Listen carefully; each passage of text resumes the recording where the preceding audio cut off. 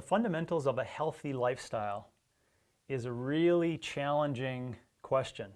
What should be the pieces that are inside of how we observe to be a healthy lifestyle?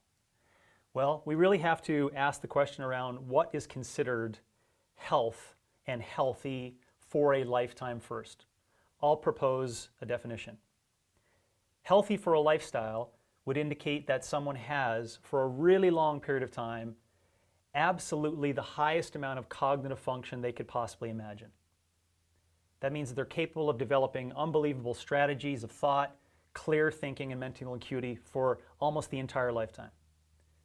Secondly, I would propose a pillar underneath that would be they're capable of doing any physical function that they are met with as adversity for a lifetime. So they're resilient physically and they're capable of doing whatever physical experiences they want to for their entire time. And then third, I would say that the biggest pillar of that is to consider what would be called living a large, content life. So maximizing and optimizing on every possible opportunity that you have for your entire existence. Okay? So that's what I'll propose as the starting points for what a healthy lifestyle is. Now, what are the fundamentals of that? I believe that challenging oneself physically, emotionally, and cognitively every day will lead towards this healthier lifestyle. Think of physical challenges that you can do. Think of cognitive strategic challenges that you can do. Think of emotional challenges. Get into uncomfortable situations in all areas and move towards those.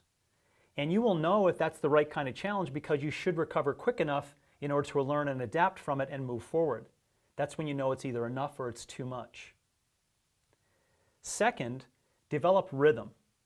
Rhythm is almost the antidote to a number of different issues that we have proposed today. And the reason being is that we are trying to push towards a destruction mentality or ripping things apart or duct taping things.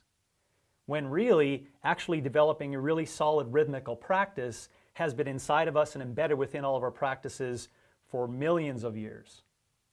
And so rhythm takes you back to the basic energy support to allow you to do whatever you want. Consistency in eating, consistency in sleeping, consistency in stress of opposed demands that you're going to do. These things over time develop a consistent ritual pattern that you know what's coming and you know what to prepare yourself for. So rhythm is a fundamental aspect of a healthy lifestyle. Nourishment. And what we mean about nourishment is self-care towards autonomy. That means taking care of oneself so that you can have these practices and behaviors in place that are going to allow you to navigate this thing for as long as possible. Meaning, you're going to fuel yourself to allow yourself to think great thoughts. You're going to fuel yourself to allow yourself to express yourself as much as you want physically. And you're going to fuel yourself in order to live a really content, really powerfully expressed life. Just think about that. I said nothing around choosing food selection to stay away from certain foods, or choosing food selection to stay away from getting fat, or choosing foods because it's going to give you something that's actually not possible. So nourish yourself so that you can become autonomous in your self-care over time. Get outside. Get outside a lot is what should come behind those words. The fractal environment and connecting yourself to nature is probably the answer to a host of a bunch of issues today. But if you want to have a healthier aspect of a lifestyle or a society that you could experiment with and look at, and then look at the health and long-term impact of a society over here, and this society had 50% of their time spent outdoors doing things and some indoors, and these people were all inside of cubicles on a computer over a long period of time, there's going to be unbelievable incidences of positivity, content, resilience, immune function strengthening, all because of their capability of being out in nature. Breathing air, getting sunshine, overcoming physical challenges, seeing the environment that is not black and white or cut corners. That's really important for us to be able to see exactly what's available to us and what really is primal, to use that word, of how we experience ourselves physically.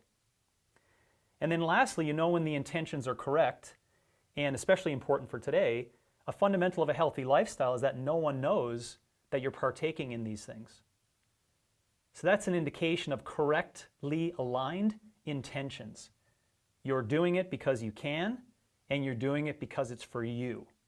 And that means that you have proper alignment. And using the idea of telling no one about it, it seemingly thinks that we want to attach all these virtues and tell everyone exactly what we're experiencing in our healthy lifestyle, when deepest down, we're afraid to come face to face with those ideas, that those are incorrectly aligned in why we're doing all this. So if you tell no one, you're probably on the right path to having the characteristics of that fifth point of a fundamentally healthy lifestyle.